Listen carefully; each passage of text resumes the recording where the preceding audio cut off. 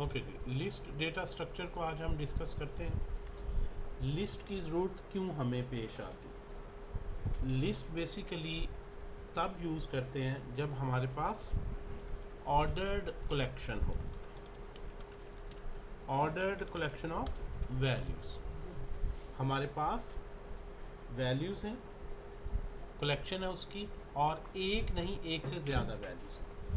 अगर एक ही वैल्यू है हमारे पास, if you have just one value, like मेरे पास कोई भी नेम देख लें फ्रूट का, या कोई भी मार्क्स देख लें, अगर मेरे पास एक वैल्यू है तो मैं आमतौर पर एक वेरिएबल यूज़ करता हूँ। डेटा स्ट्रक्चर्स और भी हैं इसमें, आज हम पहला पढ़ रहे हैं, इसको मैं इस तरह से लिख देता हूँ। डेटा स्ट्रक्चर्स में से लिस्ट, और अक्सर लैंग्वेजेस में इसको लिस्ट की बजाय अरे बोलते हैं। ये जो डेटा स्ट्रक्चर है इसको लिस्ट की बजाय क्या बोलते हैं? अरे। सी लैंग्वेज में अरे आपने पढ़ी हो। तो ऑर्डर्ड कलेक्शन ऑफ वैल्यूज़, यानी कलेक्शन का मतलब क्या हो गया? एक से ज़्यादा वैल्यूज़ होंगी। ऑर्डर्ड का मतलब है कि वो वैल्यू में जो तरतीब है वो अहम है। Ordered important.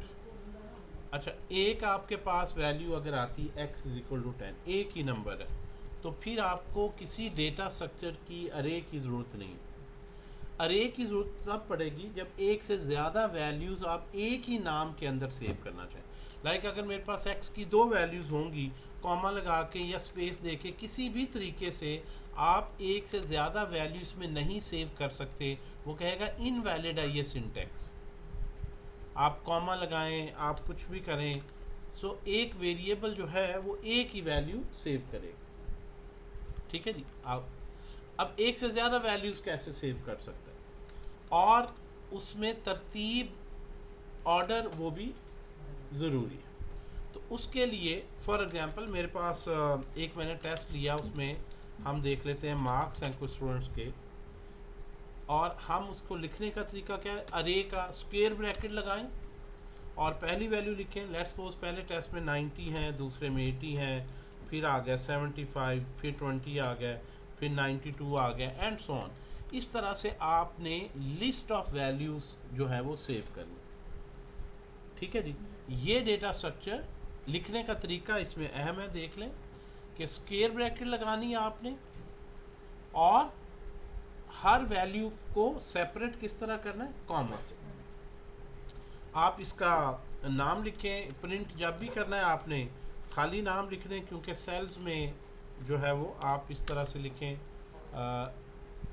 नेम क्या आ रहा है जी, इसको पहले हम डॉट है रन कर लेते हैं, फिर हम इसको प्रिंट करते हैं। सिर्फ नाम लिखें, ये सारी वैल्यूज़ प्रिंट हो जाएंगी।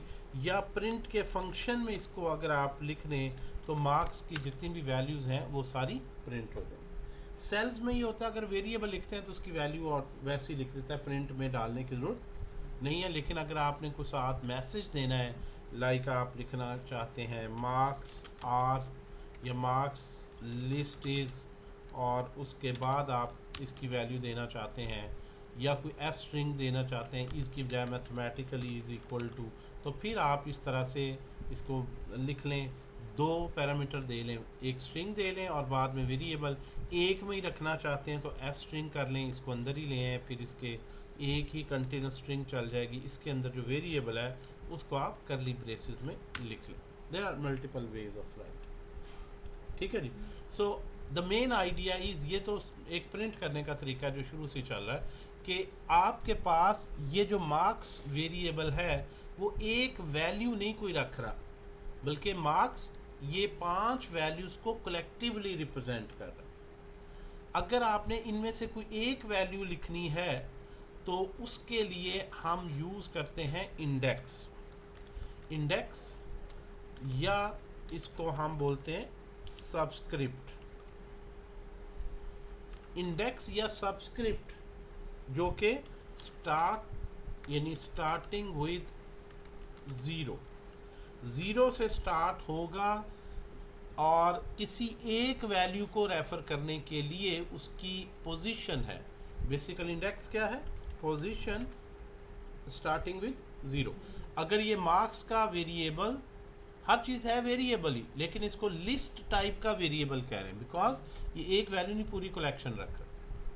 अगर इसमें से किसी एक वैल्यू को आपने प्रिंट करना है तो उसकी पोजीशन बतानी पड़ेगी। जिस तरह मार्क्स का नाम लिखूंगा, दोबारा देखें सारी वैल्यूज़ आ गई।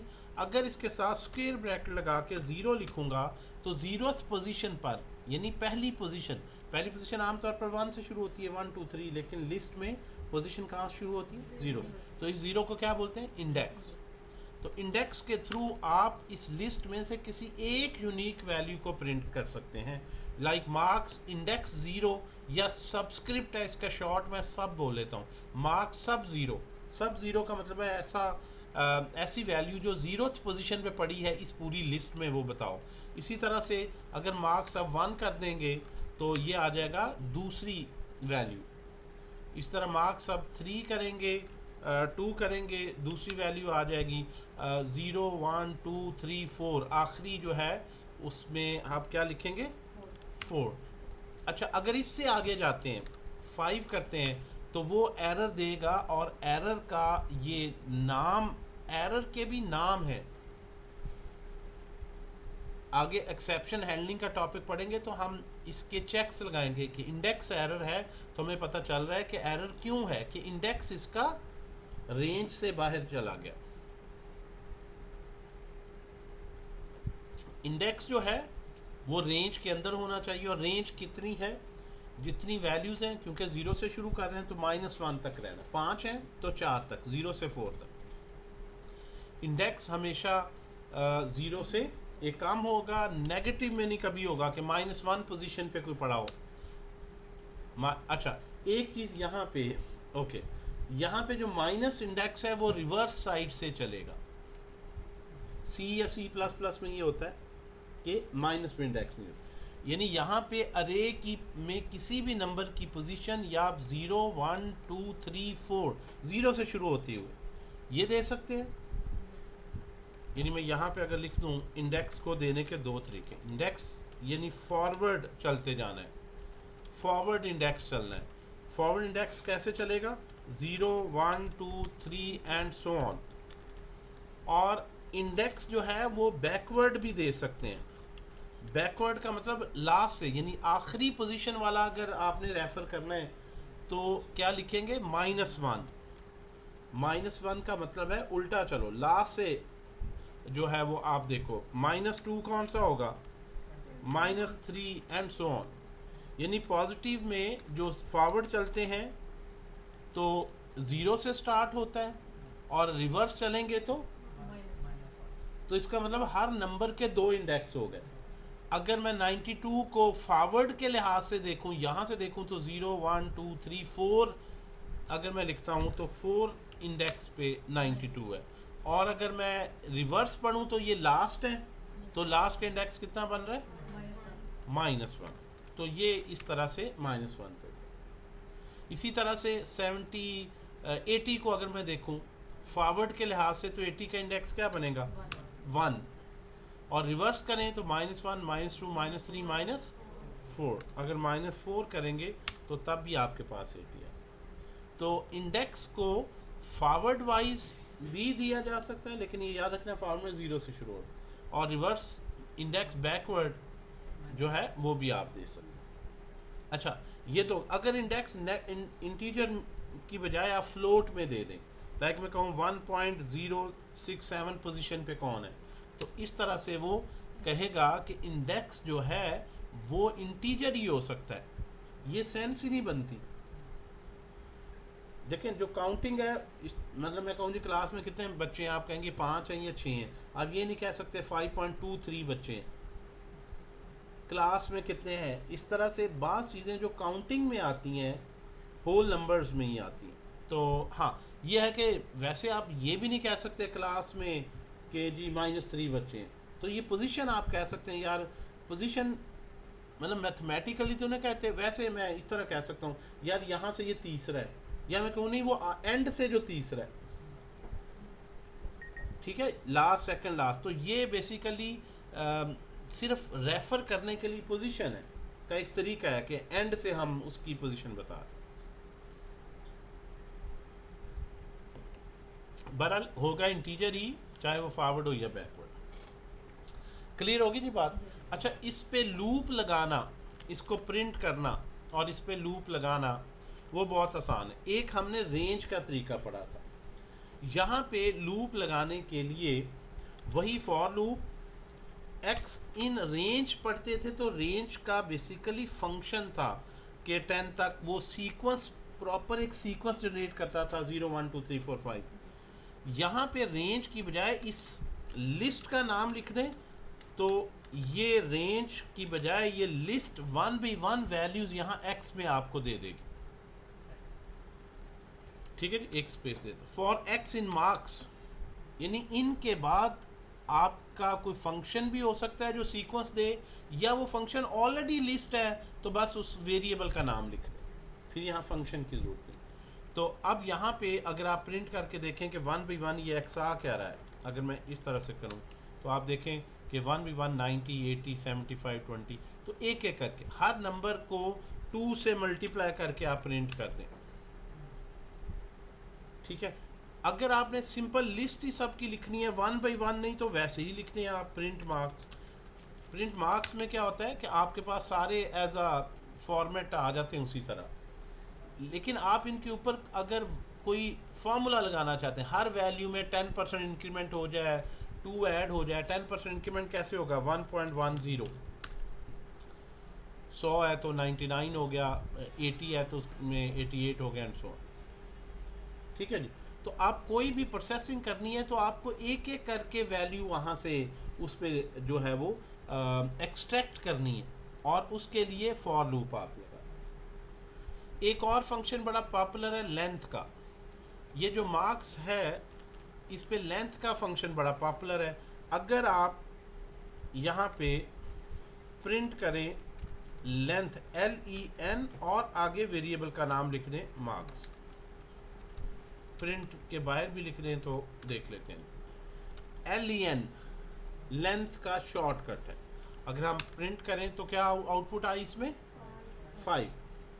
ये यानी यहाँ पे आपको लूप लगाने के लिए, फॉर लूप के लिए इसे बोलते हैं कि फॉर इन लूप, कि फॉर इन करके आप इस तरह से। और LEN लेंथ का फंक्शन क्या बनाता है? लेंथ का ये शॉर्टकट है, ये बताता है नंबर ऑफ वैल्यूज इन अरे। लेंथ का फंक्शन अक्सर ऑब्जेक्ट ओरिएंटेड प्रोग्रामिंग स्टाइल में देखें ना तो नाम के साथ होता है मार्क्स डॉट लेंथ। यहाँ ऐसा कुछ नहीं, ये ग्लोबल फंक्शन है। ये ग्लोबल इसलिए बनाया गया है कि और भी डेटा स्ट्रक्चर पढ़ेंगे, किसी को भी लेंथ के अंदर दे दें ये लेंथ का फंक्शन, उसकी वैल्यूज दे लें। तो LEN और आगे उसके अंदर पैरामीटर में जिस तरह प्रिंट का फंक्शन उसको प्रिंट कर देता है, लेंथ का फंक्शन क्या बताता है जी? Number of values, total number of values. अच्छा, यहाँ एक चीज़ को अक्सर कंफ्यूज करते हैं स्टूडेंट्स, वो कहते हैं जी इंडेक्स 0 से शुरू होता है तो ये 0 1 2 3 4 होना चाहिए मैक्सिमम। तो ये इंडेक्स से इसका कोई लेना देना नहीं, ये सीधी सीधी काउंटिंग है 1 2 3 4 5। ये सिर्फ बताता है वैल्यूज़ कितनी है। 5 वैल्यूज़ हैं, अगर 5 वैल्यूज़ हैं तो इंडेक्स उसका 0 to 4 होगा। 5 वैल्यूज़ होने का मतलब ये है कि इंडेक्स 0 से शुरू हो रहा है, मैक्सिमम इंडेक्स कितना उसमें आपने देना है? 4। तो लेंथ का फंक्शन मैक्सिमम इंडेक्स नहीं बताता, बल्कि ये बताता है कि उसमें वैल्यूज़ कितनी, ये याद रखना, how many values are there. ठीक है जी। अच्छा जी, यहाँ ये बेसिक इंट्रोडक्शन। कोशिश करें, अब मेरे पास आज लैपटॉप नहीं, कोशिश करें कि आप माइक ऑन करके बोल सकें तो ज़्यादा इजी है, इसलिए मैं वापस आया। जी पूछें जी, क्या क्वेश्चन?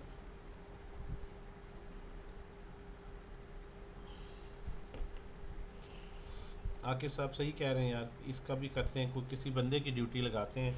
बहुत ही ज़्यादा प्रोजेक्ट्स आजकल चल रहे हैं, बिज़ी बड़ा होते हैं, सारा दिन ही ऐसे गुजर जाता है ये। लेकिन मैं जो है शौकत साहब की ड्यूटी लगाता हूँ आज कि वो रेगुलरली कर दें, कोई गड़बड़ ना करें, इधर का उधर ना पोस्ट कर दें, लेकिन एक तो दफ़ा समझ जाएंगे। जी जी बेटा जल्दी करें, कहाँ गायब हो गए हो मिस जैनब?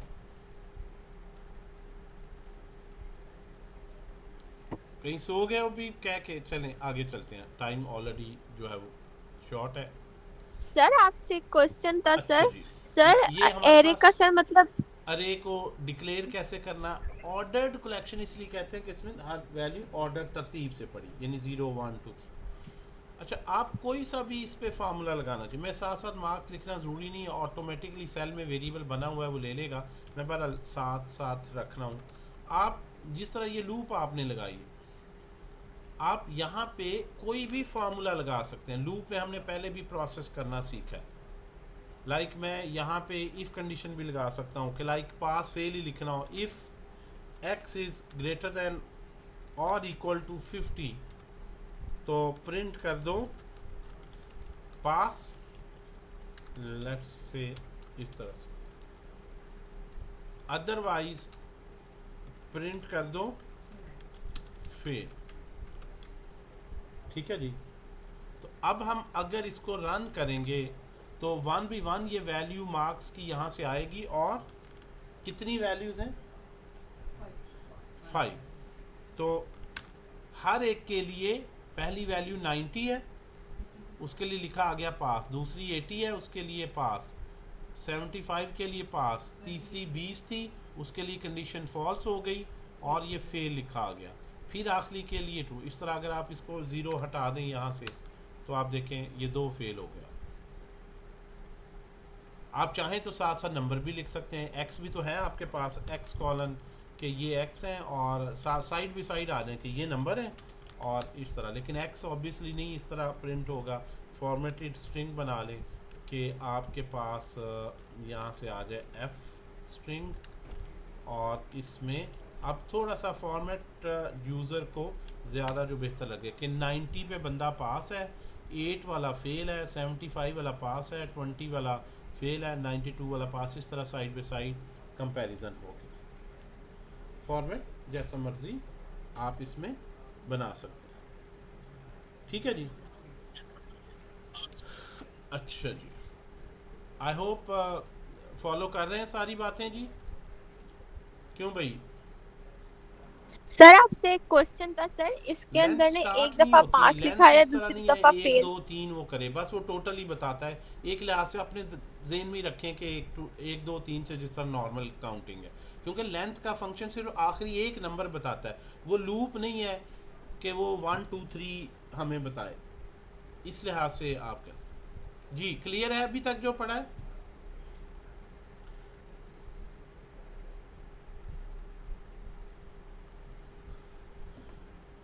ओके जी, अब आ जाए यहाँ। लिस्ट अभी तक जो मैंने बनाई है, मैंने इंटीजर्स पे ही बनाई। आपके पास फ्लोट भी हो सकते हैं, स्ट्रिंग भी हो सकते हैं। जिस तरह हम सिटीज़ के नाम ले लें अगर, तो किस यानी अरे की वैल्यूज़ आमतौर पर एक जैसी होनी चाहिए, सिमिलर। आल्दो इसमें मुख्तलिफ भी हो सकते हैं, लेकिन आइडियली ये होता है कि सिमिलर टाइप हो। ये रूल नहीं है, यानी इसको कहते हैं ordered collection of similar type of values. यानी इंटीजर हैं तो सारे इंटीजर हो। अगर यहाँ पे मैं लिख दूँ लाहौर फॉर एग्जांपल, लाहौर, उसके बाद मैं लिख दूँ कराची, इसके बाद मैं लिख दूँ इस्लामाबाद, लेट्स सपोज मैं लिख देता हूँ शाबाश, कोयटा रह जाता है। ठीक है जी, ये हमारे पास आ गए सिटीज़, राइट। सिटीज़ में ये वैल्यू सेव होगी। अब ये लिस्ट, अब सिटीज़ क्या है, ये वेरिएबल को हम कहेंगे, ये क्या है वेरिएबल, ये एक लिस्ट है। जिस तरह हम कहते हैं ये एक स्ट्रिंग है, क्योंकि अब ये एक स्ट्रिंग नहीं है, कलेक्शन ऑफ वैल्यूज़ है। वो चाहे जिस, या मज़ीद कह लें स्ट्रिंग की लिस्ट है, list of strings, list of integers. C plus plus में तो स्पेसिफिक कहते हैं ना कि हम इसमें कि ये करैक्टर अरे है, तो जो है वो इस तरह से, या इंटीजर अरे है स्पेसिफिकली, ठीक है। यहाँ हम डेटा टाइप नहीं बता रहे, किसी भी तरह की टाइप है वो ऑटोमेटिकली ले लेगा।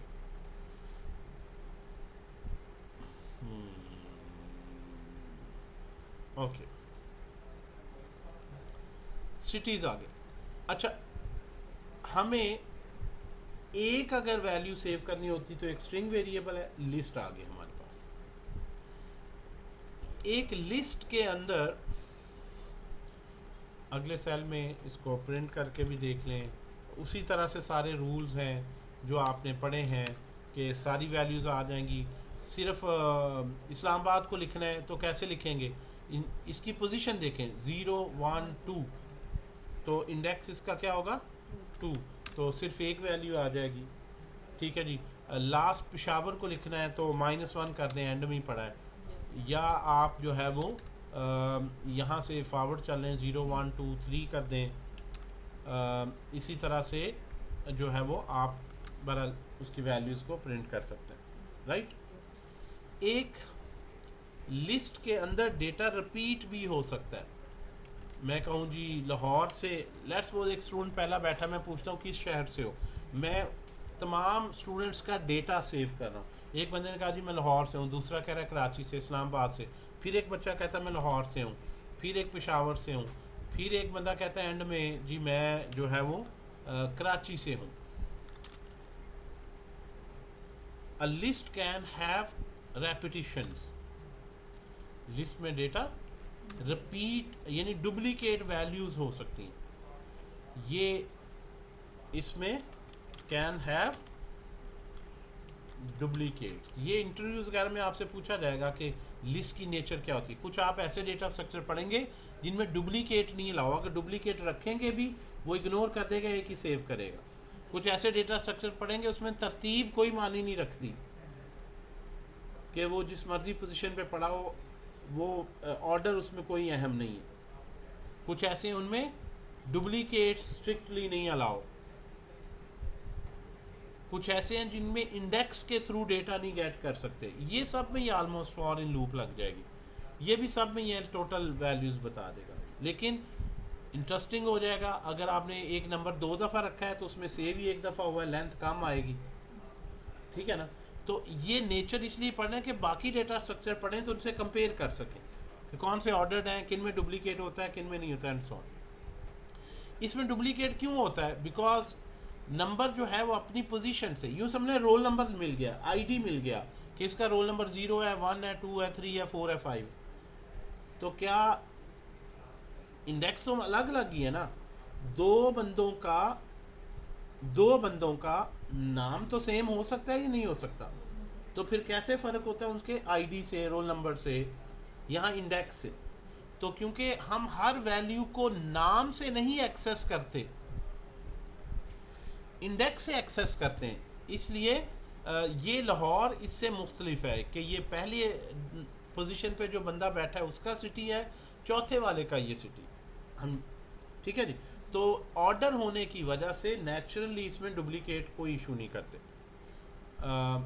तो ये हमारे पास है जिस तरह से।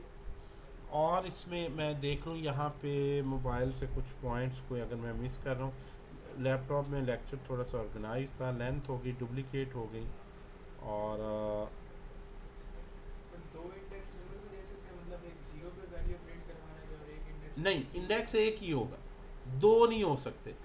कॉलम दे के एक रेंज का तरीका हम उसको पढ़ेंगे, स्लाइसिंग वगैरह, लेकिन वो दो इंडेक्स नहीं, उसको इंडेक्स की स्लाइसिंग या रेंज उसे कहेंगे, यहाँ से यहाँ तक, ठीक है। इंडेक्स दो नहीं है, वो एक इंडेक्स का है, यहाँ से यहाँ से, वो मतलब कॉन्सेप्ट में उसको हम ये नहीं कह सकते दो इंडेक्स हैं,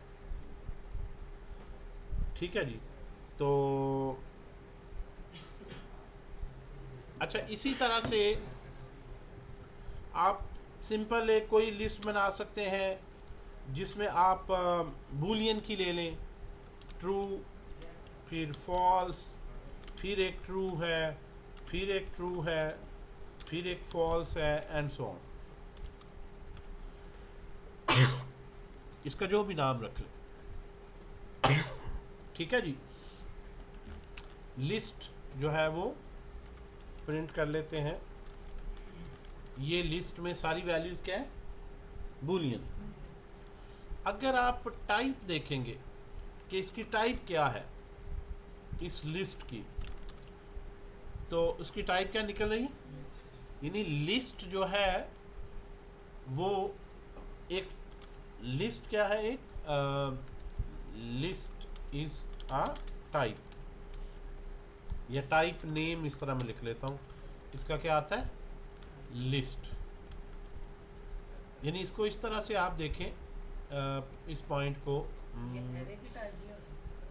नहीं, अरे का वर्ड इसमें नहीं है, या अरे का यानी सेपरेटली कोई टाइप या इस तरह से नहीं। हम तो लैंग्वेज में होता है ना, अरे अलग है, लिंक लिस्ट अलग है, लिस्ट से लिंक लिस्ट पर, ये दोनों का यही काम नहीं कर रही। अभी इसी लिस्ट की प्रॉपर्टीज़ जो लिंक लिस्ट वाली नहीं पड़ी, डायनामिकली ग्रो श्रिंक करना, वो देखते हैं। ये टाइप को मैं थोड़ा सा एक्सप्लेन करता हूँ। देखिए, आपने इस वेरिएबल की टाइप देखी। अगर आप एक वेरिएबल लेते हैं x और उसकी वैल्यू है 10, और मैं कहता हूँ टाइप x, तो यहाँ से आएगा कि इसकी टाइप क्या है? इंटीजर है। अगर मैं 10.0 कर दूं, वो कहेगा टाइप क्या है? फ्लोट है। अगर मैं इसको डबल कोट्स में कर दूं तो कहेगा स्ट्रिंग है। और अगर इसे मैं 0 या 1 कर दूं, अब क्या कहेगा? बूलियन नहीं कहेगा। बूलियन 1 भी इंटीजर ही है। इसमें 0 1 बूलियन नहीं होते। बूलियन तब होगा जब ट्रू या फॉल्स करेगा बूल। इसके अराउंड डबल कोट्स नहीं लगा देने, डबल कोट्स लगाएंगे तो वो बूलियन नहीं रहा। तो बूलियन 0 1 इसमें बूलियन नहीं है। बाज़ लैंग्वेजेस में 0 is treated as false value and 1 is treated, यानी इंटीजर को एज अ बूलियन टाइप। यहाँ पे बूलियन के अपने कीवर्ड हैं जो ट्रू और फॉल्स। ठीक है जी, दोबारा से प्रैक्टिस कर लेते हैं। 10 इज, अच्छा, इसी एक वैल्यू है ना, इसी के अगर अराउंड मैं स्क्वायर ब्रैकेट लगा दूंगा, बड़ी ब्रैकेट, स्क्वायर ब्रैकेट, तो अब इसकी टाइप क्या बन गई? वैल्यू तो वही है। आप कह रहे हैं कि वैल्यू लिस्ट तब बनती है जब एक से ज़्यादा वैल्यूज़ होती हैं, जब उसकी कलेक्शन होती है। लेकिन ये ज़रूरी नहीं। स्क्वायर ब्रैकेट का मतलब यह है कि यहाँ कलेक्शन अलाउ है। यूँ समझ लें कि एक स्टोर है, नया टेबल है, डेटाबेस में हम सारा रिकॉर्ड कर रहे हैं कितने ऑर्डर आए। नया स्टोर बना, अभी पहले ही ऑर्डर आया, ठीक है जी। वो बाद में एक्सटेंडेबल है कि दूसरा जब आएगा तो हम यहाँ पे लिख देंगे दूसरा में भी $15 का आ गया ऑर्डर, फिर $3 का आ गया, एंड सो ऑन। यानी एक्सटेंडेबल है। स्क्वायर ब्रैकेट इसको बताती है कि ये लिस्ट है, चाहे वो लिस्ट इतनी छोटी क्यों ना हो कि उसमें एक वैल्यू है, या वो इतनी छोटी क्यों ना हो कि उसमें एक भी वैल्यू नहीं है, फिर भी उसकी टाइप लिस्ट ही है। इसको हम कहेंगे एम्प्टी लिस्ट है। क्या है? लेकिन इसकी टाइप लिस्ट है। जिस तरह आप कहें जी 0, तो आप कहें जी 0 की तो कोई मैग्नीट्यूड ही नहीं होती, तो 0 क्या हुआ? फिर भी वो इंटीजर ही है। तो लिस्ट कितनी छोटी हो सकती है? जिस तरह मैथ में आपने पढ़ा है ना, देखिए मैथ में आप पढ़ते हैं सेट थ्योरी, तो सबसे छोटा सेट क्या होगा कि वो खाली सेट है, सॉरी कुछ ज़्यादा ही जिगजैग हो गया, एम्प्टी सेट है। एम्प्टी सेट होता है ना, तो सेट का मतलब ही है कि कलेक्शन ऑफ वैल्यूज़, कि सेट क्या होता है? कलेक्शन ऑफ 1 2 3 इस तरह से।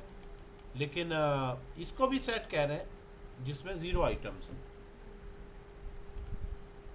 लेकिन खाली नाम नहीं आप लिख सकते इस तरह, ऐसे नहीं लिख सकते आप। Variable just name is nothing, is an error. आप कोई ना कोई उसको वैल्यू दें, या कोई ऐसा फंक्शन कॉल करें जो इसको वैल्यू रिटर्न करके दे, अल्टीमेटली उसको वैल्यू, या कोई फार्मूला लिखें जिसका आंसर उसको वैल्यू मिले।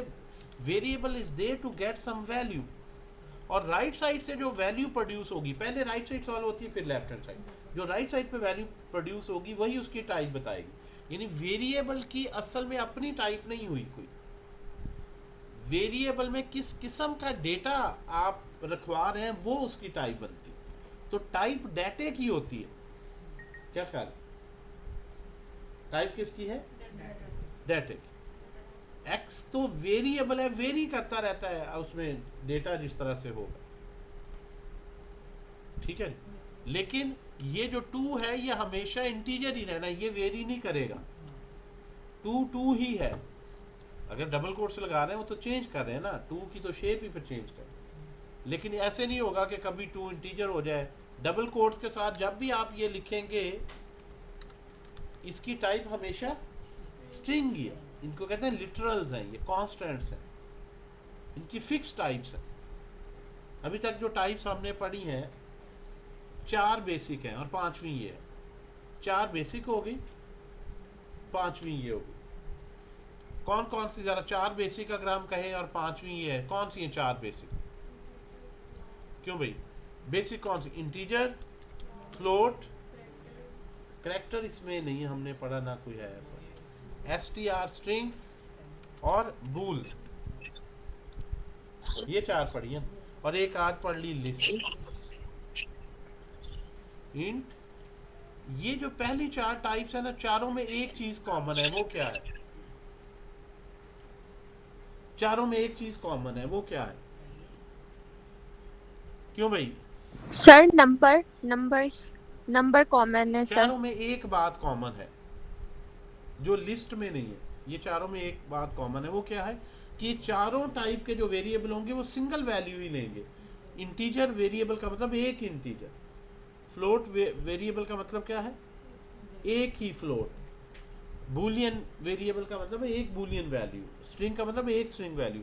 अब लिस्ट इन चारों में से किसी भी एक की कलेक्शन हो सकती है कि एक से ज़्यादा इंटीजर, एक से ज़्यादा फ्लोट, एक से ज़्यादा स्ट्रिंग, एक से ज़्यादा बूलियन। तो अल्टीमेटली टाइप्स यही 4 हैं पूरी पाइथन में, ये 4 टाइप्स पे चैट जीपीटी चल रहा है, ये 4 टाइप्स पे पूरा इंटरनेट चल रहा है। टाइप तो और क्या होनी, हर डेटा जो आप देखेंगे या वो न्यूमेरिक टाइप का होगा, उसमें वो डेसिमल पॉइंट या डेसिमल के बगैर होगा, वो करैक्टर इसी में काउंट कर लें यार।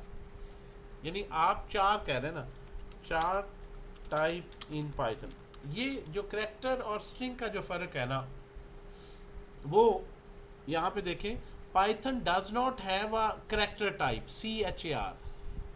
ये करैक्टर टाइप उनके ज़हन में आती है जिन्होंने C लैंग्वेज या जावा पढ़ी हो। उसमें क्या होता है, जिन्होंने नहीं पढ़ी वो कंफ्यूज ना हो, मैं उनको क्लियर हो जाए ज़रा, कि जब आप स्ट्रिंग कहते हैं तो डबल कोट्स में लिखते हैं एक से ज़्यादा वैल्यूज़, इसको क्या बोलते हैं? स्ट्रिंग।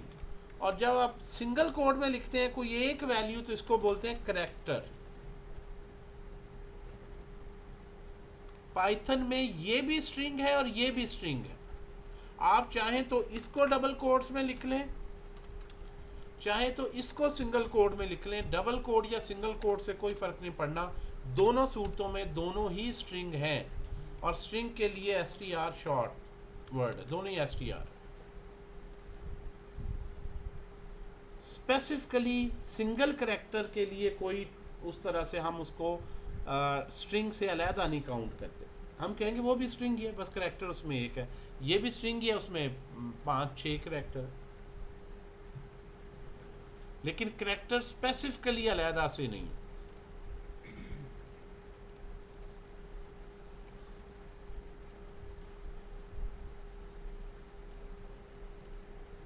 अच्छा, अब आ जाएगी बात जो प्रिमिटिव नॉन प्रिमिटिव, ये इंपॉर्टेंट है। ये जो मैंने अभी बताया ना, असल में मैंने ये अल्फाज यूज़ किए बगैर यही चीज़ बताने की कोशिश की है। कहाँ चला गया मेरा काम? नहीं, ऐसा नहीं है, ये गलत है, इसका मैं अभी बता, मेरा वो लिखा हुआ शुरू में चला गया, ये ख़त्म हो गया अभी, जिसे मैंने 5 टाइप्स लिखी। कहाँ पे? ये है ना, यू। ओके, मैंने अभी कहा है आपसे, इधर ही बना लेते हैं, साथ ही ज़रा नोट्स आ जाए कि ये क्या है? Data types. इसको हम जो है वो इस तरह कर देंगे। ये जो 4 हैं इनमें क्या खूबी है? Single value. और ये क्या है? कलेक्शन। ये जो सिंगल वैल्यूज हैं इनको प्रिमिटिव्स बोलते हैं, ये याद रखना। ये प्रिमिटिव टाइप्स हैं।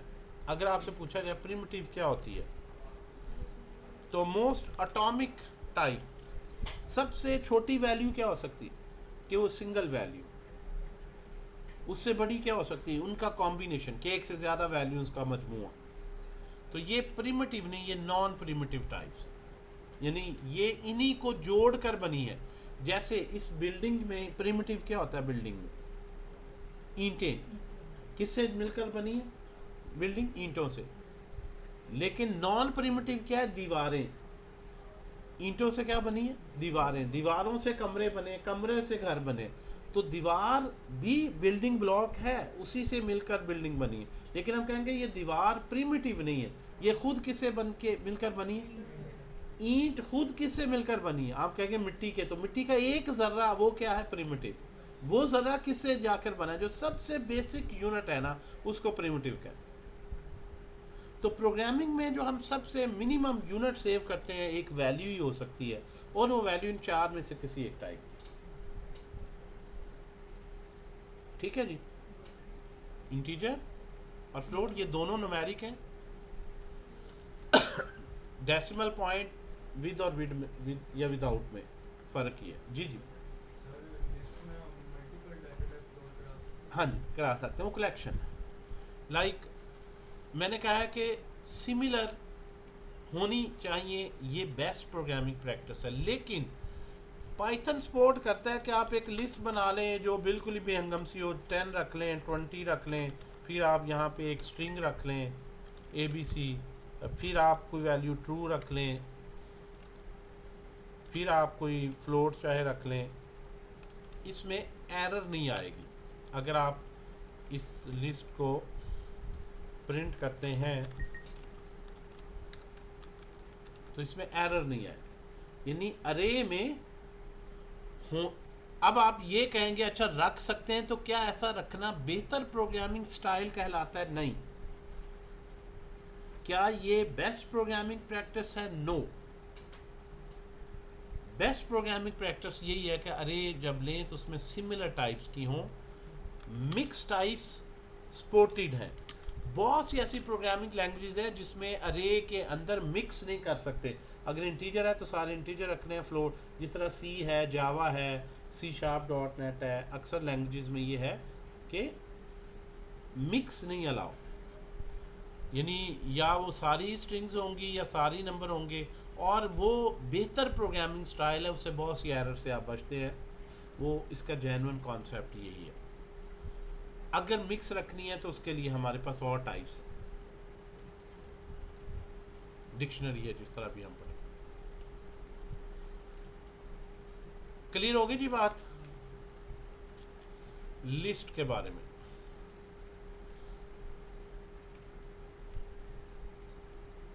जी कोई क्वेश्चन? क्लियर है।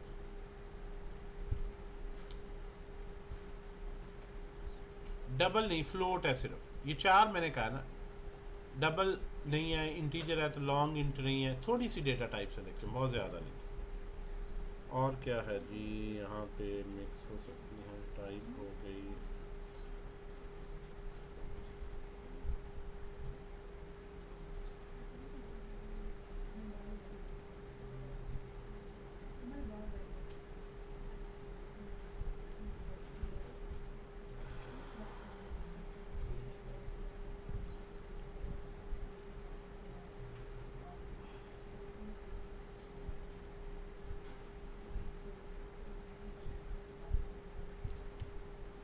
अच्छा एक चीज़ और देखें जी, यहाँ पे ये जो सिटीज़ वेरिएबल को ले लेते हैं, यहाँ पे आप रेंज भी दे सकते हैं, इंडेक्स की रेंज ऑफ इंडेक्स दे सकते हैं।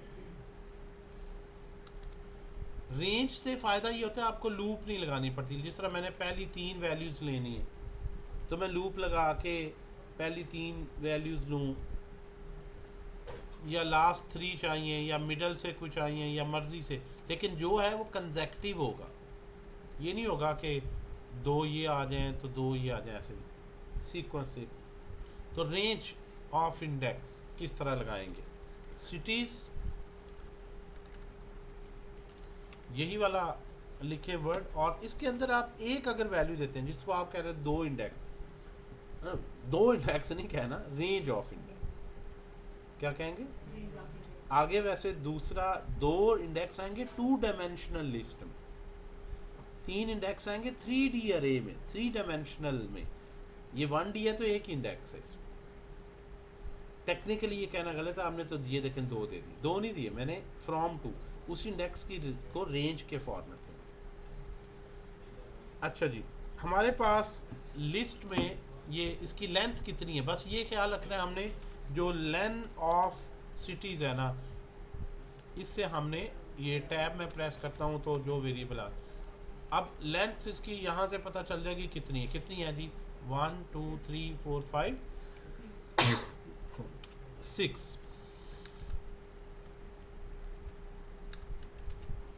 6 है। तो आप लाइक 2 टू लेट्स सपोज 6 दे देते हैं, 2 कॉलन 6, कॉलन से आप क्या देते हैं? रेंज। इंडेक्स एक ही है लेकिन वो इंडेक्स में समझ लें लूप खुद ही लगी हुई है, लूप का जिसका रेंज का फंक्शन स्टार्ट कहाँ से करना है? 2 से, लेकिन ये लेंथ है और ये इंडेक्स है, स्टार्टिंग इंडेक्स शामिल है। 2 इंडेक्स किसका है? 0 1 2 किसका? इस्लामाबाद। और आगे 2 के बाद 3 4 5, एंड वाला एक्सक्लूसिव है।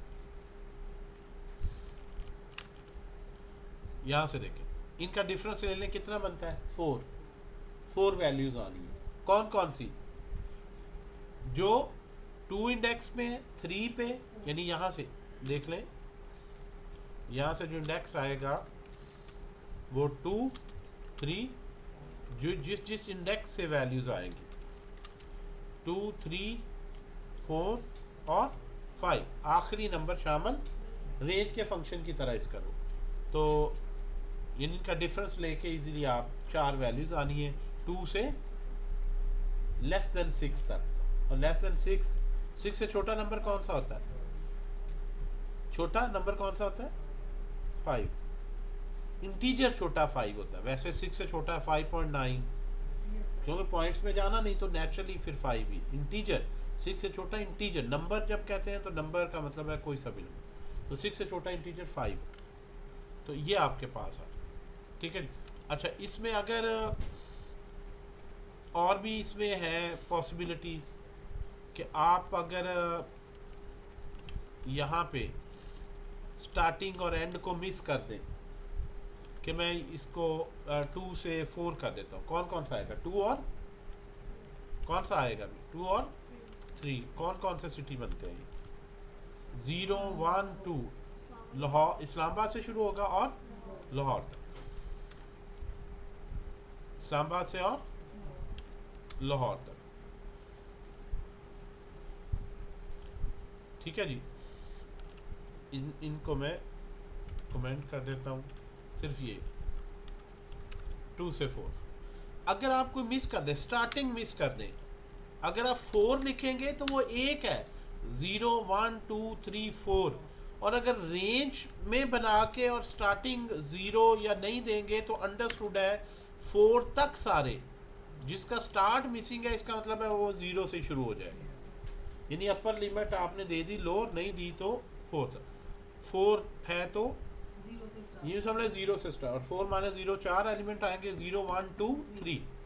और इसी तरह से ही इसका उल्ट भी है कि अगर आप इसमें एंडिंग मिस कर देंगे, अगर आप 4 लिखेंगे तो इसका मतलब एक है, लेकिन 4 कॉलन का मतलब है 4 ऑनवर्ड्स, 4 से आगे जितने भी हैं, यानी जो नंबर स्किप कर देंगे वो बस एंड तक ही चला जाएगा।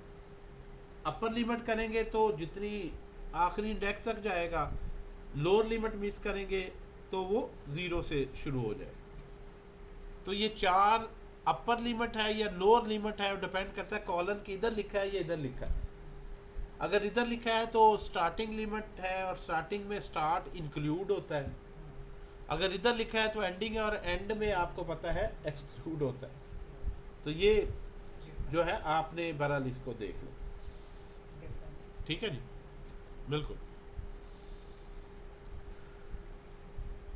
4 से ऑनवर्ड ये बनता है 0 1 2 3 4 4 ऑन।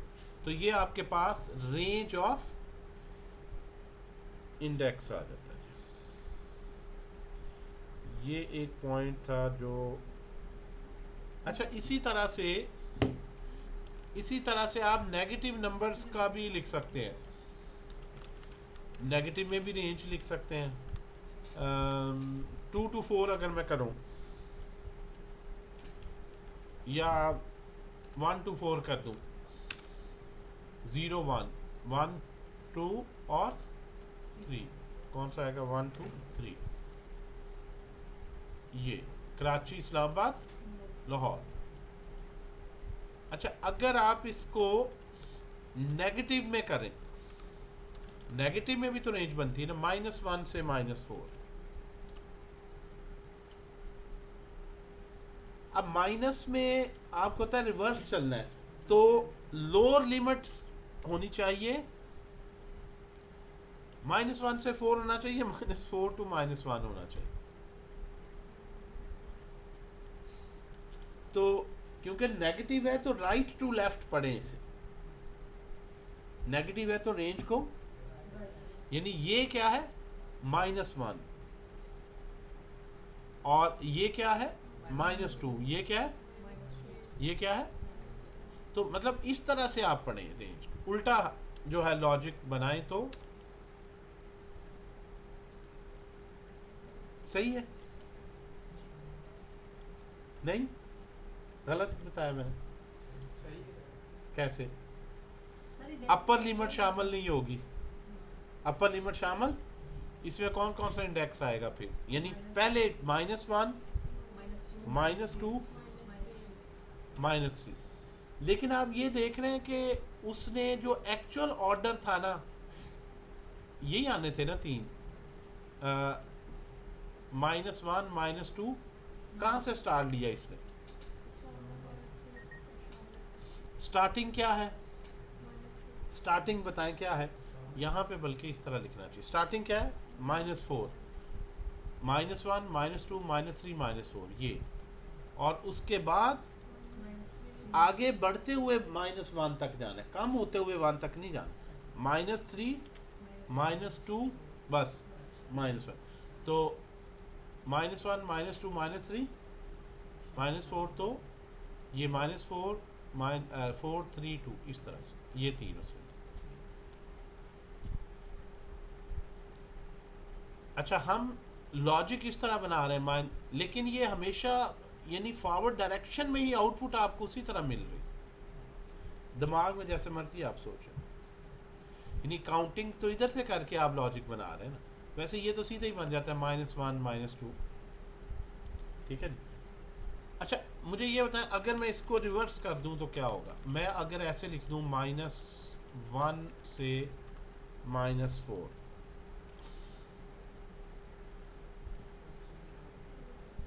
तो कहाँ से स्टार्ट करना है? नहीं, इंडेक्स किससे शुरू करना है? -1 से आगे चले, कौन सा होगा? क्योंकि ये मिनिमम है ना, पहला क्या होता है मिनिमम, उसमें ऐड करते करते नेक्स्ट तक जाना है। जिस तरह -4 था, -4 में +1 करें -3, फिर प्लस आगे चल, -1 है, -1 में एक ऐड करें कितना आ जाएगा? 0। -1 में एक ऐड करें कितना आ जाएगा? फिर 1 2 3, नेगेटिव इंडेक्स है, तो ये तो कभी भी आप -4 तक पहुंचेंगे ही नहीं, क्योंकि लोअर लिमिट ये ऐसी ही है। मैं अगर इसको कर दूं 2 से ले, फ्रॉम 2 to 6, अगर मैं इसे कर दूं फ्रॉम 6 to 2,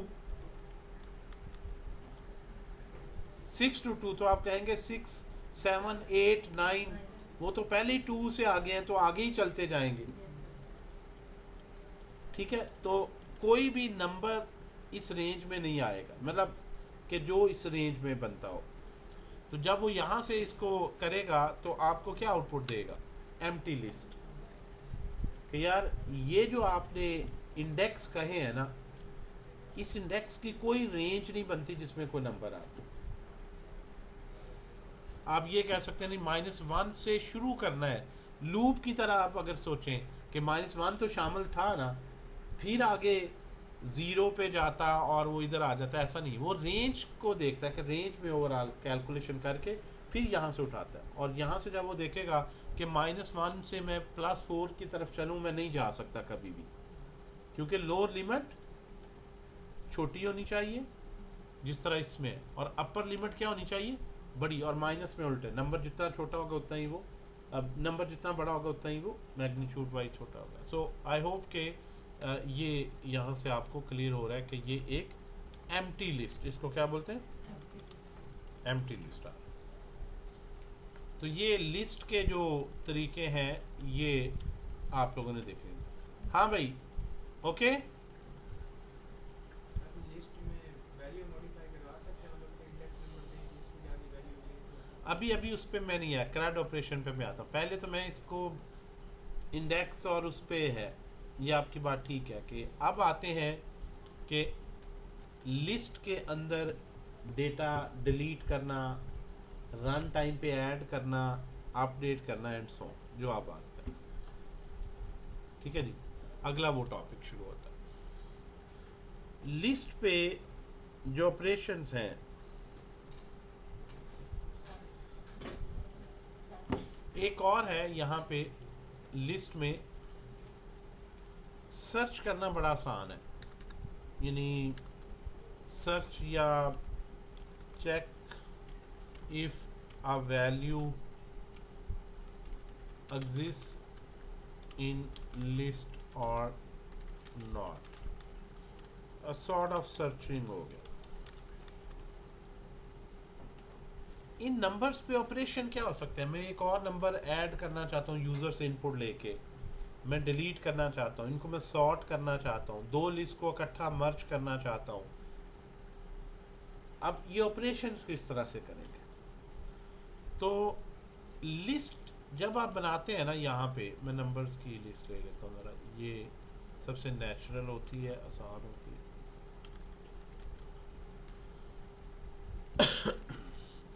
जब आप लिस्ट इस तरह बनाते हैं और इस लिस्ट का नाम आप लिखते हैं मार्क्स और डॉट लगाते हैं साथ, मार्क्स के साथ क्या लगाते हैं, और टैब प्रेस करें, टैब स्पेस नहीं टैब, तो यहाँ पे एक लिस्ट ऑफ फंक्शंस आ जाती है। मैंने लिस्ट के अंदर फंक्शंस की पूरी डिटेल है, अपेंड करना, क्लियर करना, कॉपी करना, काउंट करना, एक्सटेंड करना, इंसर्ट करना, पॉप करना, रिमूव करना, रिवर्स करना, सॉर्ट करना, ये सारे फंक्शन यहाँ पे हमें नज़र आते हैं। लिस्ट का नाम लिखें, डॉट लगाएं, तो उस लिस्ट के अंदर जो फंक्शंस पाइथन ने दिए हैं हमें पहले ही बना के, हमने फंक्शन अपने बनाना सीखे थे, वो हमें यहाँ पे मिलते हैं। अब इन तमाम फंक्शंस का आपको पता होना चाहिए, और कुछ तो बड़े ही इंग्लिश से नाम ही ऐसे, देखें नाम रखना कितना इम्पोर्टेंट है, नाम पढ़ के पता लग रहा है। जिस तरह क्लियर का फंक्शन क्या करेगा, लिस्ट को क्लियर कर देगा। अगर मैं क्लियर कॉल करूं लिस्ट को, जब भी फंक्शन कॉल करना है नाम के बाद पैरेंथेसिस आ गई, कोई पैरामीटर है या नहीं वो आपने देख लेने। मार्क्स को क्लियर करके मैं मार्क्स को प्रिंट करता हूँ, फिर प्रिंट के फंक्शन को कहता हूँ अब मार्क्स बताओ क्या, क्योंकि मैंने यहाँ क्लियर कॉल कर लिया। इनको इकट्ठा कर लेते हैं, एक अरे बनाई, क्लियर को मैं अभी कमेंट कर देता हूँ और सिंपल मैं प्रिंट करूँगा तो ये अरे प्रिंट हो गया। अगर मैं क्लियर करता हूँ, क्लियर का फंक्शन क्या काम करता है, इसका सारा डेटा ख़त्म कर देता है, क्लियर कर देता है, यानी एक इसको एम्प्टी लिस्ट उसने बना दी। ये क्लियर का फंक्शन किस तरह करना है, लिस्ट का नाम लिखना है, डॉट लिखना है। डॉट जब किसी भी वेरिएबल का नाम लिख के डॉट लिखते हैं तो उसका स्पेसिफिक फंक्शन है, मतलब मैं लिस्ट का नाम लिख के डॉट कर रहा हूं तो ये लिस्ट का ही फंक्शन है, डिक्शनरी का नहीं है, टप्पल का नहीं है, किसी और चीज़ का नहीं। इसका मतलब ये मखसूस फंक्शन लिस्ट के लिए ही पाइथन ने बनाया, उसके साथ जुड़ा हुआ है। ठीक है, ये ज़्यादा कॉन्सेप्ट और समझ आएगा जब ऑब्जेक्ट ओरिएंटेड प्रोग्रामिंग पढ़ेंगे। ठीक है जी। ऑब्जेक्ट ओरिएंटेड प्रोग्रामिंग में बेसिकली लिस्ट एक ऑब्जेक्ट है और ये उसके इंस्टेंस मेथड्स हैं। ये ऊप की क्लासेस ही हैं, लिस्ट की क्लास ही, ये समझे कंस्ट्रक्टर कॉल ही होता है, ये जो प्रिमिटिव का। बहरहाल अभी इसी तरह से और फंक्शन जितने भी आते हैं ना यहाँ पे, वो आप देखते जाएं और बाद में प्रिंट करके देखें क्या फ़र्क पड़ा, क्योंकि अगर ये ना हो तो फिर तो सारे ही प्रिंट हो। तो इस फंक्शन ने क्या किया है, इसको देखने के लिए अगेन डॉट करते हैं और टैब प्रेस करते हैं, और पहला फंक्शन क्या है यहाँ पे, अपेंड। अपेंड फंक्शन क्या करता है, अपेंड फंक्शन को मैं एक वैल्यू देता हूँ, लेट्स सपोज वो वैल्यू है 45। आपने बताना है देख के अपेंड ने क्या किया जी, क्या किया, ऐड कर दिया है at the and. Append add at the and, ये याद रखना है। और ये फंक्शन जितनी दफ़ा आप कॉल करेंगे, और हर दफ़ा चाहे मुख्तलिफ वैल्यू रख लें या लूप में इसको कॉल कर लें, तो ये 1v1 उस लिस्ट में डेटा ऐड करता रहेगा और उसकी लेंथ बढ़ती रहेगी। ठीक है जी। तो अपेंड फंक्शन का आप कॉल करना है, लिस्ट पहले बनी हुई है, उसमें मजीद डाटा बाद में कोई फंक्शन कॉल करके आपने ऐड करना। ठीक है जी। आप इसको चाहें तो किसी लॉजिक में ले लीजिए, लेट्स सपोज सर मार्क्स है अपेंड फंक्शन और मैं समझ नहीं स्टार्ट आया। करता हूँ एम्प्टी लिस्ट से। अच्छा, एम्प्टी लिस्ट से स्टार्ट करने का क्या फ़ायदा हुआ, मुझे मार्क्स डॉट करके ये फंक्शन मिल गए सारे, उसे समझ आ गई कि ये लिस्ट है तो लिस्ट के फंक्शन उसने अवेलेबल कर दी। अच्छा, मैंने यहाँ एम्प्टी लिस्ट ली, ठीक है जी। तो मैं जिस तरह हम पहले जो है वो हमने गेम्स में किया है कि do you want to play again, तो अगर मैं वही जो है वो डू अगेन सॉरी, मैं इसको कर लेता हूँ ट्रू और मैं लिखता हूँ वाइल, यानी मैं यूज़र से कहूँगा अभी पहला नंबर बताओ, पहले स्टूडेंट के मार्क्स बताओ, ऐड कर दूंगा। मैं कहूँगा मजीद ऐड करने को, कहेगा यस, अच्छा फिर मार्क्स बताओ, वो मार्क्स बताता रहेगा। मैं I will keep on adding that marks in this अरे। इनिशियली खाली अरे ली, मैं कहूँगा पहले स्टूडेंट के नंबर बताओ, उसने कहा इतने, मैंने कहा और भी हैं स्टूडेंट, यस, अच्छा दूसरे के बताओ, ऐड कर दिए, अच्छा तीसरे के बताओ, चौथे के बताओ, कोई लिमिट नहीं है, वो जितने मर्जी बताता रहे। जब मैं कहूँगा नहीं बस ख़त्म हो गए, तो फिर उसके बाद में लिस्ट को प्रिंट करूँगा, आप देखेंगे सारा डेटा उसमें सेव हो रहा है। तो you will keep on appending data while, ठीक है जी, do again is equal to, जब तक ट्रू है क्या करें जी, एक्स में इनपुट लें, इनपुट ले लें, एंटर मार्क्स, और इनपुट में प्रॉम्प्ट दे दिया, और इसको इंटीजर में अगर अशारिया में नंबर हैं तो फ्लोट कर लें, इसमें कर लिया। और ये जो लिस्ट है मेरे पास, इसमें जो इनपुट आएगी किस में सेव कर लिया, एक्स में। उसके बाद ये मार्क्स लिखे और उस पर अपेंड फंक्शन कॉल किया और उसमें ये एक्स को सेव करवा दिया, और उसके बाद उसको दोबारा एक वेरिएबल लिया जिसको नाम हमने रख दिया ऑप्शन का, ठीक है जी, या डू अगेन ही हमने रखा हुआ है। तो दोबारा से डू अगेन या रिपीट, इस वेरिएबल में मैंने लिखा यही इनपुट दोबारा ली, do you want to add more marks, और आसान सा उसको कहा जी बस आप वाई एन प्रेस कर दो, यस या वाई और एन। अब यहाँ पे जो आप प्रिंट कर रहे हैं ना, ये ट्रू फॉल्स की जगह यहाँ पे आपको करना पड़ेगा यस, जब तक यस है ट्रू फॉल्स की बजाय, क्योंकि इनपुट स्ट्रिंग में ही देता है तो बेहतर है स्ट्रिंग में ही रख लें। जब तक वो यस कहेगा तो ये चलता रहेगा। डू अगेन, अब यहाँ से क्या होगा, ये दो वेरिएबल पहले लूप से बाहर हमने सेट कर दिए, खाली कंटेनर ले लिया। यूज़र से कहा जी बताओ, पहली दफ़ा हमने खुद ही उसे एंटर होने दिया जी, ठीक है बताओ पहले बंदे के नंबर, जो नंबर उसने इनपुट दिए इंटीजर में कन्वर्ट किए, इस लिस्ट में रखवा दी, अपेंड कर दिए। फिर हमने कहा जी और है, उसने कहा यस, तो फिर दोबारा लूप शुरू में जाएगी और फिर ये यस होगा, फिर दोबारा नंबर इनपुट। तो इस तरह ये 3 लाइनें चलती रहेंगी और जब वो पूरा कर लेगा तो बाहर में हमने एफ स्ट्रिंग बना दी, here is the complete list of marks, और यहाँ पे हमने मार्क्स वेरिएबल को प्रिंट कर दिया, बाद में उसे बता देंगे जो भी लिस्ट आपने। तो अब इसे रन करते हैं। उसे कहा जी एंटर मार्क्स, मैंने कहा जी पहले क्या 90, do you want to print yes, फिर बताओ, मैंने कहा जी 80 है, मैंने यस पे बस फिंगर रखी है और मैंने कहा जी फिर 10 है, यस और भी है, और 20 है, यस और भी है, 30 है, नो अब मज़ीद नहीं है। तो उसने कहा ओके नो, तो ये तुम्हारी कंप्लीट लिस्ट है। पहले के कितने थे 90, फिर 80, फिर जितने भी मैंने अभी तक एंटर किए थे वो सारे उसने। हाँ ये ज़रूर है कि मैं here is a complete list, और मैं यहाँ पे लिख दूँ कि ठीक है जी ये जो रिज़ल्ट है ये रिज़ल्ट भी आपके सामने है जी। यहाँ पे मैं for x in marks, marks ऊपर नाम है, और मैं यहाँ पे लिख दूँ वही जो ऊपर मैंने लॉजिक लिखी थी उसी को मैं यहाँ से कॉपी पेस्ट कर लेता हूँ।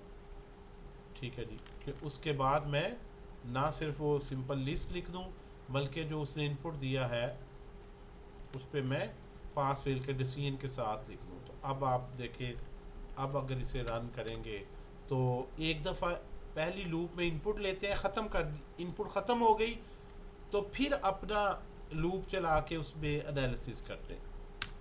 यहाँ पे हमने कहा जी पहले नंबर है 90, फिर हमने कहा जी यस और भी हैं 10 है, फिर हमने कह दिया यस और भी हैं जी 30 हैं, यस 70 है, यस 15 है, सॉरी यहाँ पे वाई के अलावा आ गया। तो उसने कहा जी ये लिस्ट पूरी है, और 90 जो दिया था आपने पास है, 10 वाला फेल है, 30 अभी हम यूआई नहीं पढ़ ले, नहीं तो पास वाला ग्रीन में हो जाए, रेड वाला फेल वाला रेड में हो जाए, कोई थोड़ा सा ग्राफ बन जाए इस तरह से। ठीक है, अभी हम सिंपल काम कर, गॉट द पॉइंट। ठीक है जी, तो ये आप इसको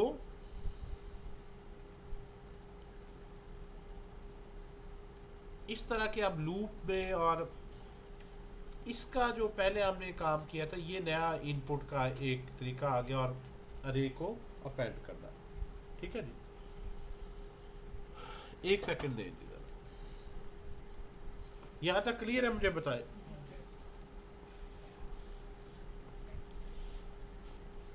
ये सर क्लियर है। इस तरह का कुछ दे आपको टास्क, मुझे बताएं इस तरह का प्रोजेक्ट। जी सर। देखें हमारे पास जो अब यहाँ मैंने लिस्ट नहीं ली कोई, इस एग्जांपल मैंने लिस्ट एम्प्टी लिस्ट ली, इसको क्या बोलते हैं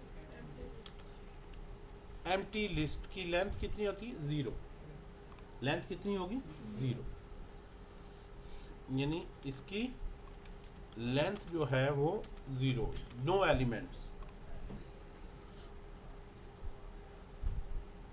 मैंने इस लिस्ट में कोई डेटा नहीं रखा। हाँ हो सकता है मैं कुछ नंबर पहले ही सेव कर देता, 85, 35, 72 लेट्स से। अब यहाँ से जब शुरू होते हैं तो जो नंबर आते हैं उसी के आगे अपेंड होते जाते हैं। अपेंड ने देख रहे हैं कि जो नंबर हैं उससे आगे मैं मज़ीद ऐड कर, अगर हो सकता है पहले भी कोई डेटा हो। ठीक है जी, तो आपने कहा जी लेट्स सपोज 12, यस, फिर आपने कहा 70, फिर आपने कहा नो, तो अब ये जो डेटा था इसी के आगे अपेंड हो गया 12 और 70 और उसके मुताबिक रिजल्ट बन गया। रूल ने एम्प्टी लिस्ट से शुरू कर, you may initialise it with some data. ये अक्सर हम करेंगे, बात का डेटा ऑनलाइन डाउनलोड हुआ और उससे आगे हम चल रहे हैं इनपुट लेना। डाटा एंट्री जब होती है ना तो ज़रूरी नहीं हमेशा एम्प्टी हो डेटाबेस। अपेंड का मतलब जो ऑलरेडी पड़ा है उसमें, और अगर फ्रेश है तो उसको बिल्कुल खाली से शुरू कर सकते। एक तो ये पॉइंट है। दूसरा इसमें ये पॉइंट है कि हमारे पास ये जो सिंटेक्स है ना अपेंड का, इसका एक और तरीका भी है कि हम फंक्शन कॉल ना करें अपेंड का, इंडेक्स के थ्रू कर लें। लाइक इसी काम को 98 यानी 0 1 2 3 4 कितने इंडेक्स हैं? 4। ये जो अपेंड करता हूँ ये किस इंडेक्स पे जाता है? 5 पे। तो मैं ऐसे भी लिख सकता था इंडेक्स पे 5। अपेंड ना करता, मैं इस तरह लिख देता, एक ही बात है। यानी ये जो इसको मैंने ऐसे लिखा है मार्क्स डॉट अपेंड और 45, दोनों में कोई फ़र्क नहीं। यहाँ मुझे इंडेक्स खुद सोच के कहीं गलती से मैं मिस्टेक ना कर जाऊँ, कोई ऐसा इंडेक्स ना दे दूँ जहाँ पे ख़त्म हो रहे हैं उसी से आगे शुरू करूँ। अपेंड क्या करता है, खुद ही कैलकुलेट करता है कि आखिरी इंडेक्स कहाँ तक पड़ा हुआ है, उससे एक इंडेक्स आगे पे वैल्यू लिखवा देता है। इसी तरह मैं अगर इसे लूँगा तो मैं इसको कैसे लिख सकता हूँ? फिर क्या लिखूँगा? 6 7। और अब अगर आप रखें तो list assignment index out of range, क्या कह रहा है? वो कह रहा है जी इंडेक्स आपने सही, क्या हमने गलत दिया इंडेक्स? क्यों भाई? पहले एक इंडेक्स को ले लेते हैं ना। क्या हमने ये इंडेक्स गलत कैलकुलेट किया? अगर मैं कट करूं और यहाँ पे लिखूं, मैं इस लाइन को कमेंट कर देता हूँ, मैं अपेंड करता हूँ तो यही तो हो रहा है कि 6 0 1 2 3 4 5 इंडेक्स पे जा रहा है ना। क्या ख्याल है? तो अगर मैं अपेंड नहीं कॉल करता, मैं खुद 5 इंडेक्स पे रखवा देता हूँ, तो बज़ाहिर यहाँ पे एरर नहीं आनी चाहिए कि वही काम तो अपेंड कर रहा है, मैं खुद करने की कोशिश कर रहा हूँ। तो ये याद रखना है। अब यहाँ पे रूल क्या बना पे कि इंडेक्स जो है वो उस रेंज के अंदर अंदर ही बस काम करता है। इंडेक्स अगर जो आप दे रहे हैं वो नहीं एग्जिस्ट करता तो खुद नई स्लॉट नहीं क्रिएट कर देता। अपेंड का फंक्शन बेसिकली ना पहले मेमोरी के एक स्लॉट भी बनाता है, फिर उसको वैल्यू देता है, फिर इसके साथ अटैच करता है। ये काफ़ी लंबा चौड़ा काम करता है। जिन्होंने यूनिवर्सिटी में पढ़ी है लिंक लिस्ट, उन्हें पता है पहले नोड बनेगी, नोड पे डेटा सेट होगा, फिर नेक्स्ट का पॉइंटर सेट होगा। ये कंप्लीट, इसीलिए इसको लिस्ट कहते हैं। असल में लिंक लिस्ट है, अरे नहीं है। तो लिस्ट का पूरा ऑपरेशन चलता है। जिन्होंने नहीं भी यूनिवर्सिटी में पढ़ा वो इस तरह से देख लें कि अपेंड पहले मेमोरी बनाएगा, फिर उसमें वैल्यू रखेगा, फिर उसको इस अरे के साथ कनेक्ट करेगा। अगर आप डायरेक्ट ऐसे कहेंगे तो वो अज्यूम करता है कि 5 इंडेक्स पहले था और वहाँ वैल्यू रखवा रहा है। तो इंडेक्स में वो ये इसलिए नहीं करने दे रहा। इसलिए जब भी डेटा बनी हुई लिस्ट में एक्सटेंड करना है तो क्या कॉल करना है? अपेंड। एक तो ये यहाँ पे बात आपने नोट कर ली कि ये जो है ये एरर क्यों दे रहा है, ये हमने देख लिया। अच्छा, एक और जो बात है ना अहम, वो ये है कि आप इंडेक्स के अंदर रहते हुए कुछ भी कर सकते हैं। लाइक मैं 20 की जगह 45 करना चाहता हूँ, ये तो इंडेक्स वैलिड ही है ना। 0 1 2 3, तो अब इसमें कोई हर्ज नहीं, मैं इसको 3 करूँ तो आप देखें 20 की जगह 45 हो गया। यानी कोई भी इंडेक्स आप देकर उस पे वैल्यू ओवरराइट करवा लें, अपडेट करवा लें, लेकिन इंडेक्स में आपको वो ये नहीं कह रहा कि भाई आप नया डाटा क्रिएट कर लें, अपडेट कर लें। यानी इंडेक्स जब देना रेंज के अंदर ही देना, लेकिन जब अपेंड कर रहे हैं तो हम तो रेंज से बाहर जाना चाह रहे हैं कि जो रेंज है उसको बढ़ाना चाह रहे हैं, एक और मेमोरी क्रिएट करना चाह रहे हैं, इसलिए अपेंड एक पूरा प्रोसेस है। अच्छा, ये इसी तरह से अगर 75 की जगह रखवाएं 45, क्या आएगा यहाँ पे? 2 ही बन रहा है ना 75, और 20 की जगह रखवा लें मार्क्स सब 3 आएगा जी।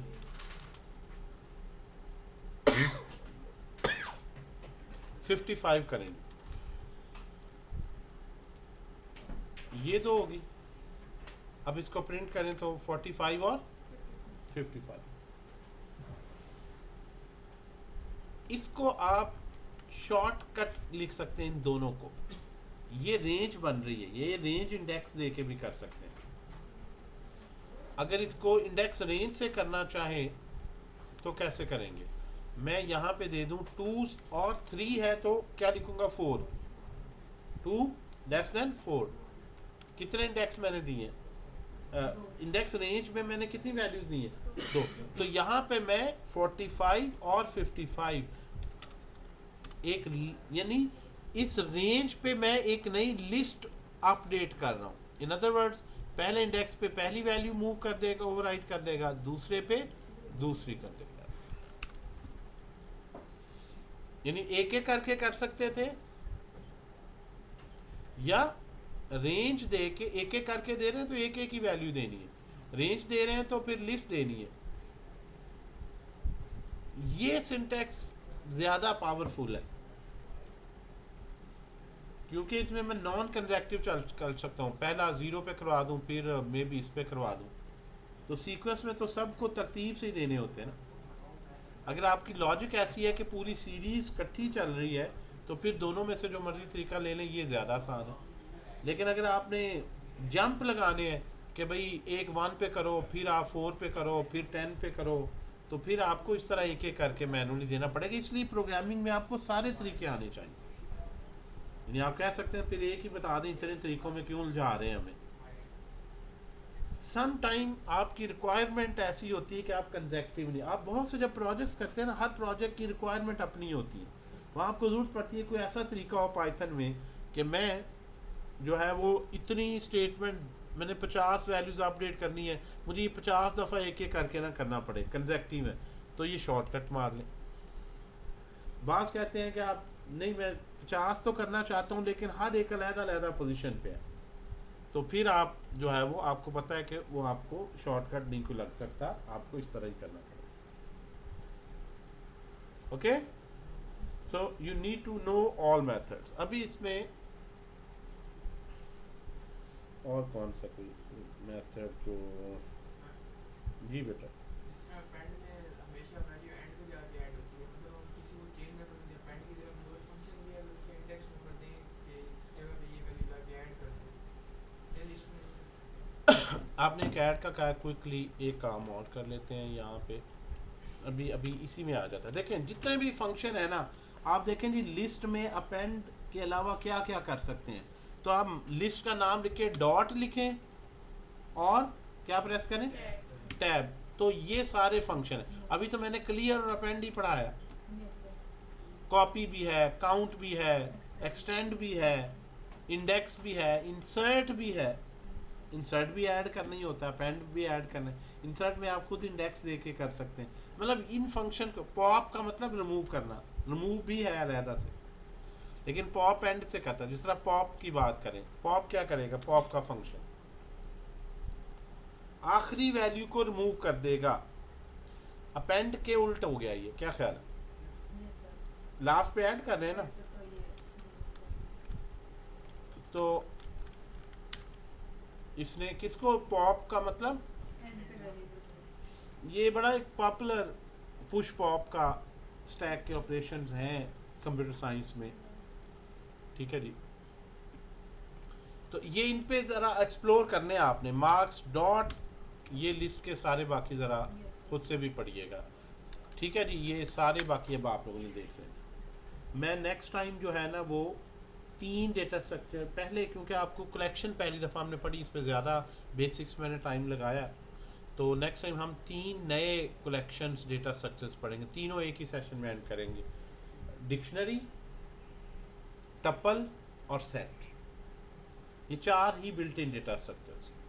लिस्ट सबसे ज़्यादा यूज़ होती है, डिक्शनरी भी ऑब्वियसली यूज़ होती है, लेकिन अब आपको टेम्पो समझ आ गया, वो भी इसी तरह से काफ़ी चीज़ें सिमिलर सी, ठीक है जी। तो पहला इसलिए ज़्यादा टाइम लगाया कि ज़रा ये वैसे रह गया इफ़ वाला, यहाँ पे इफ़ था, जिस तरह फॉर लूप लगाते हैं ना, देखें ये मैं एक टॉपिक चले इसमें देखें, ये जो है ना ये यहाँ पे लाइक इसके नीचे बना जो लूप है, लूप में आप 1v1 प्रोसेस को लेते हैं और आप लिख रहे हैं, बाज़ का आपने सिर्फ एक नंबर देखना है या नहीं, ठीक है जी। एक वैल्यू है, सर्च में सिर्फ ये बताते हैं 20, आप बताएं इस लिस्ट में है या नहीं, तो आपको लूप की बजाय if value in marks in का ऑपरेटर, लेकिन मैंने लूप की जगह फॉर एक्स इन मार्क्स की जगह लिख दिया if x in marks, if कह ले, मैं इसको भी एक्स ही बना देता हूँ ताकि इजी हो जाए ज़रा। वैल्यू को क्या बना देता हूँ, नाम रख देता हूँ एक्स, उससे कंपेयर करूँ। अगर आप इफ लिखेंगे तो अब ये क्या करेगा, ये प्रिंट में हमें बताएगा एक्स एग्जिस्ट इन मार्क्स को मैं एक जनरल लिस्ट कह देता हूँ, list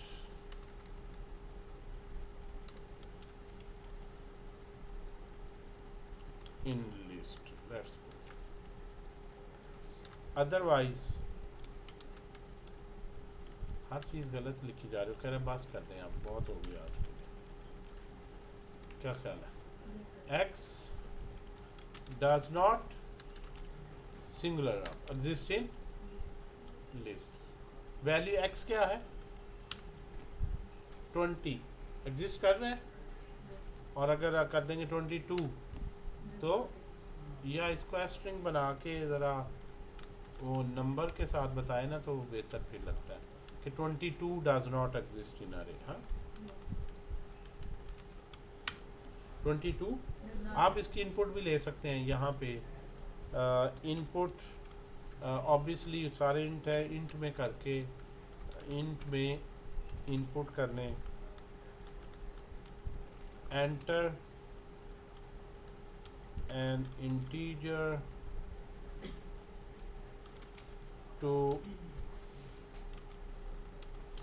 to search in list, in the list, right? Let's have some known mistakes, 2 parenthesis शुरू की हैं, 2 ही एंड में क्लोज करें, सर्च इन द लिस्ट। अब आप यूज़र कहता है जी बताओ इस लिस्ट में 8 है या नहीं, तो कहेगा 8 एग्जिस्ट इन लिस्ट।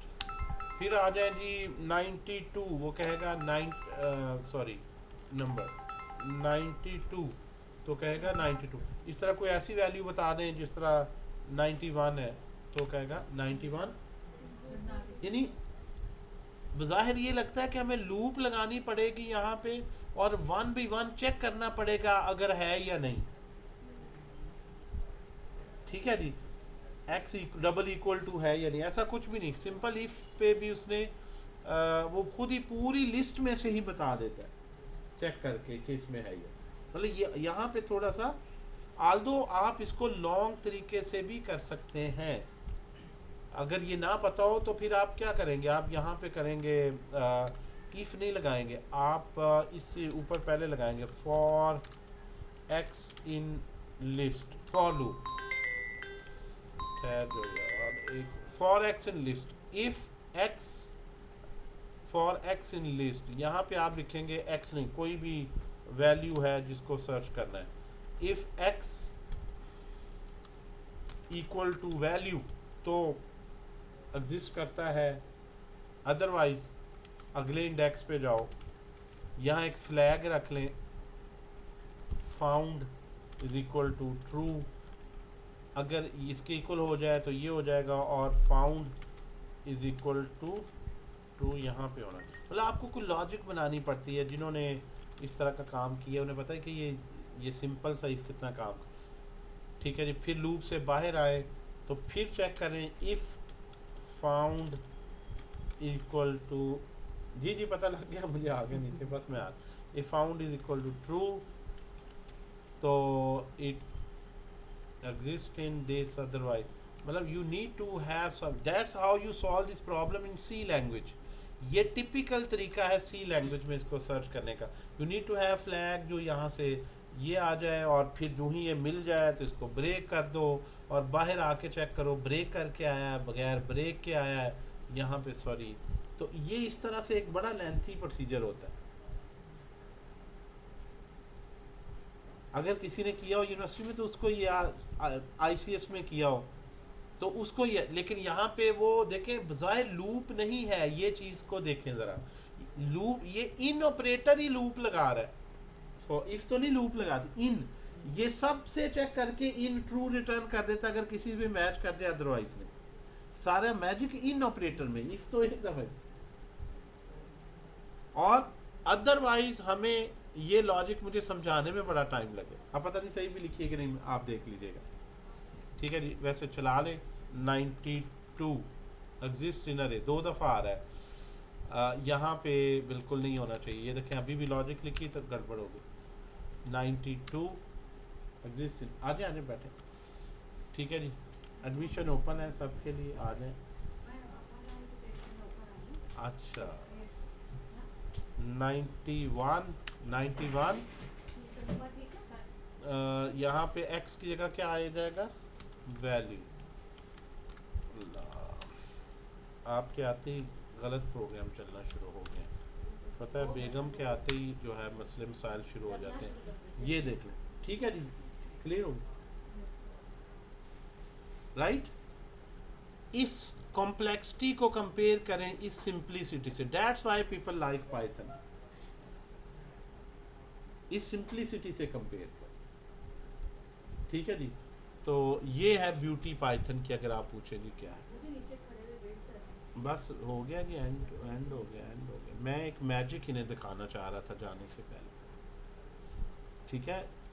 अतः इसको अप्रिशिएट नहीं कर सकते जिसने इस तरह कभी मैनुअल काम ना किया, वो समझता है अच्छा हाँ ऐसे ही होता है, उसे नहीं पता बाकी लैंग्वेजेस में ये इस तरह नहीं होता, या इसके पीछे गहराई को नहीं समझता। यू